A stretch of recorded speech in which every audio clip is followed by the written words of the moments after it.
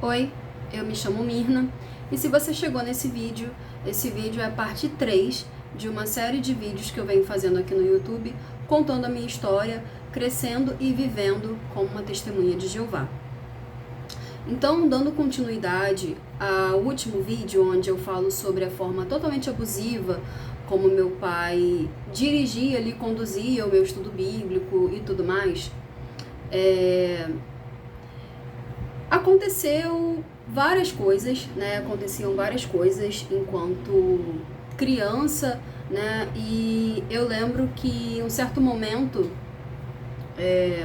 um dia, assim, eu não vou lembrar a minha idade exata porque foram eventos traumáticos, né? Enquanto eu era criança, provavelmente eu deveria ter ali em torno de entre 12 e 15 anos. Então eu tava ali naquela fase, saindo da pré-adolescência, já entrando na adolescência. Então teve um dia que eu me recordo bem, em que o meu pai convidou um amigo dele, que também é testemunha de Jeová, para ir na nossa casa, visitar a nossa casa. E o meu pai, assim, ele gostava muito de beber, tá? Ele bebia cerveja, gostava de beber cachaça, sempre gostou de beber cachaça, até hoje ele bebe cachaça. E tudo bem, ele bebe a cachaçinha dele lá na casa dele e até aí tudo bem, né? Você só não pode beber até cair. Apesar de que às vezes acontece, né? Já fiquei sabendo de algumas situações semelhantes. Mas enfim, não vamos entrar nesse mérito. Mas assim, um certo dia, sem contexto algum, repito, sem contexto algum, o meu pai estava lá em casa, né, junto com esse amigo dele, bebendo cerveja, conversando, até que eu chego, agora eu não me recordo se eu chego para falar alguma coisa com meu pai ou se eu não falei nada, não me lembro direito o contexto. Eu só sei que meu pai simplesmente deferiu um tapa na minha cara. E lembrando que nessa época meu pai já era uma testemunha de Jeová, ele já tinha se batizado. Então ele já servia como testemunha de Jeová.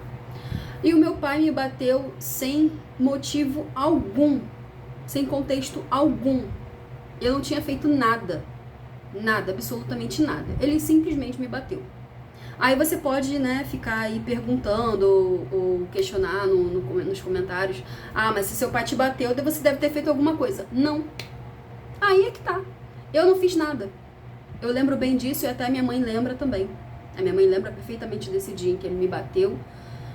Tanto é que a minha mãe ficou com muita raiva dele, deu até briga isso, porque o tapa foi tão forte que o meu rosto ficou inchado, ficou vermelho, ficou inchado. De tão forte que foi o tapa que o meu pai me deu. Né? Aí houve esse evento, né, que já foi bem traumático pra mim, mas não para por aí não. Você acha que parou por aí? Não, não para por aí. O meu pai, assim, às vezes eu já ouvi ele falar, porque na minha família éramos 5. Minha mãe, meu pai, eu e mais 2 irmãos, uma irmã e um irmão. Meu irmão caçula. O meu pai, e eu tenho um irmão que é o meu irmão mais velho, só que ele é meu irmão por parte de pai apenas. Ele é fruto do primeiro casamento do meu pai. O meu pai não é nem natural aqui do Rio de Janeiro, ele veio pra cá, mas ele não é daqui do Rio de Janeiro, ele é do Maranhão. E ele tinha, antes dele vir pro Rio, ele já tinha se relacionado no Maranhão e teve um filho no Maranhão. Então, o filho do meu pai, ele, nessa época, ele já morava com a gente, porque não foi sempre assim, tá? Ele foi lá pro Maranhão buscar o filho dele, aí depois, é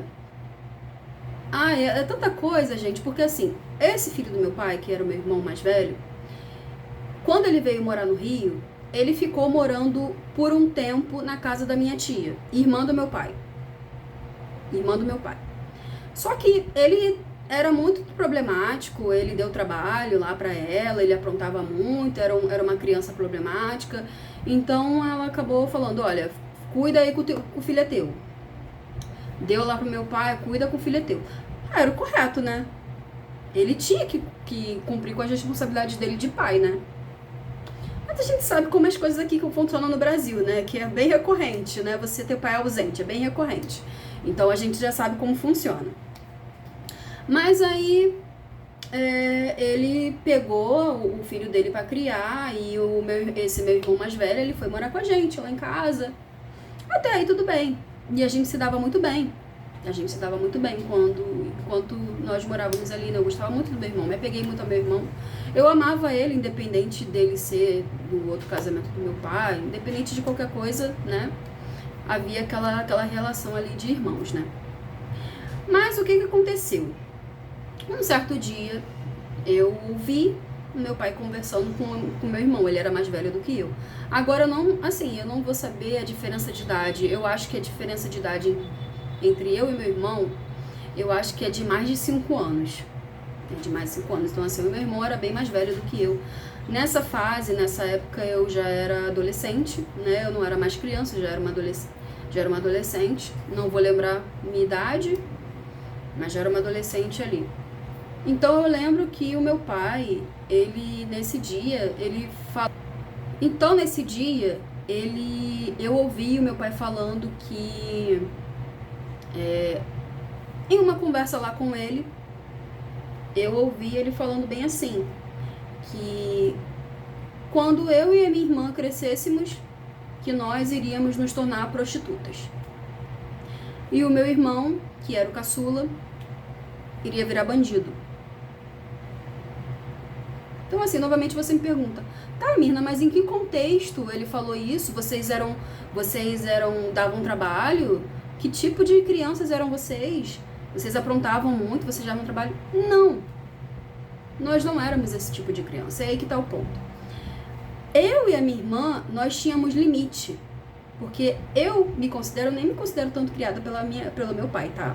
O meu pai, ele só colocou comida na mesa, porque a minha criação não foi pelo meu pai.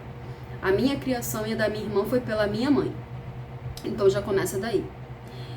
E não, nós não dávamos trabalho, nós éramos crianças maravilhosas. O que a gente fazia era travessura de coisa de criança, coisas normais de criança. Então não tinha essa de dar trabalho para pai e mãe. A gente não dava trabalho. Nós não éramos esse tipo de criança.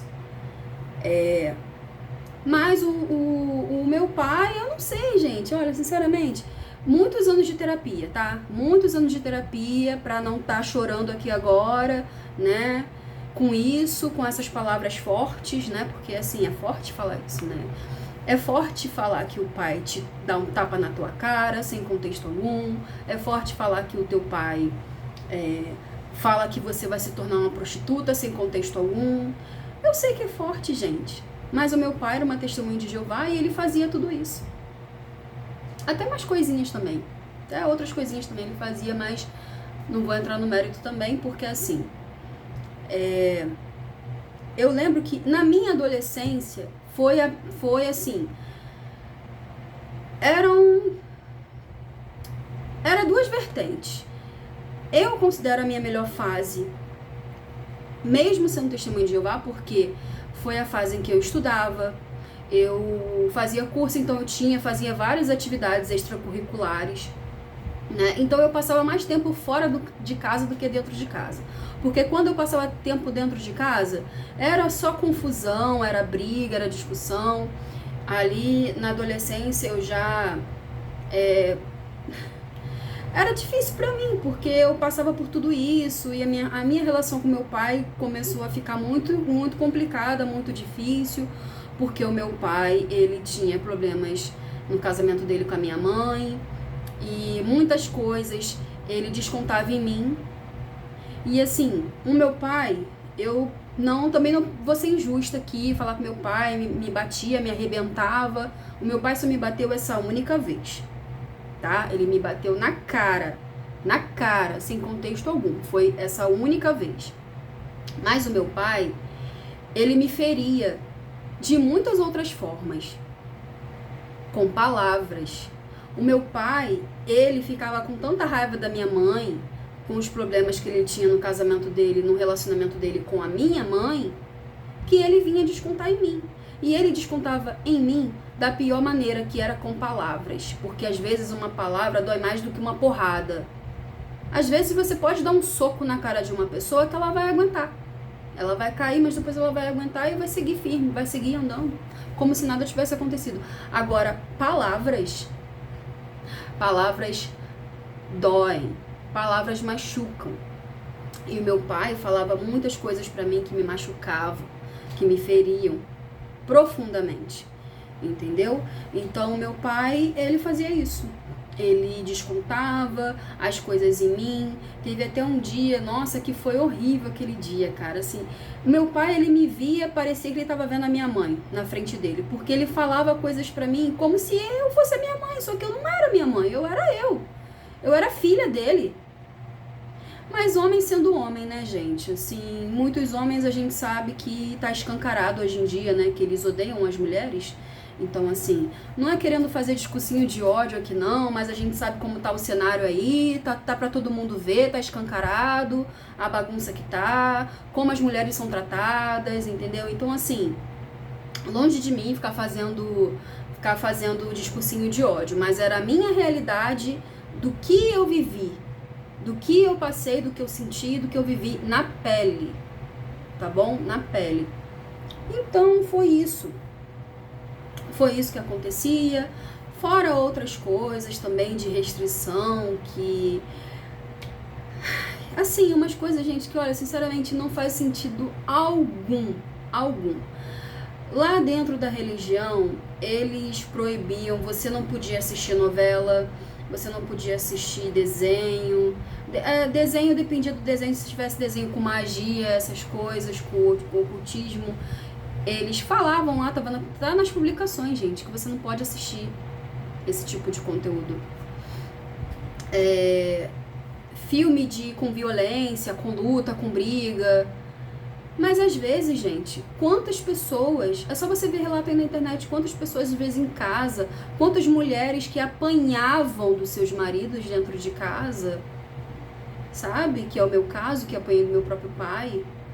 Quantas mulheres não sofriam abuso físico, psicológico em seus relacionamentos, nos seus casamentos? Então, assim, eles restringiam essas coisas que, sinceramente, que está inserida na nossa vida, na comunidade, na sociedade, mas as coisas mais graves que acontecia, abuso de pequenos, abuso de menores, pedofilia, sabe? A sujeirada tava acontecendo tudo lá dentro, gente, por debaixo dos tapetes. Ou vocês acham que não? Ou vocês acham que essas coisas não acontecem na religião das Testemunhas de Jeová? Acontece sim, gente. Mas, ó, abafava. A própria religião abafa até hoje os casos de abuso, de crime que acontece lá dentro. Então, assim, eu vou parar esse vídeo por aqui, porque eu já tô me exaltando e eu não quero ficar me exaltando aqui. Vou continuar esse vídeo, essa história no próximo vídeo, tá bom? Mas é isso. Curte, comenta, segue o canal e é isso, gente.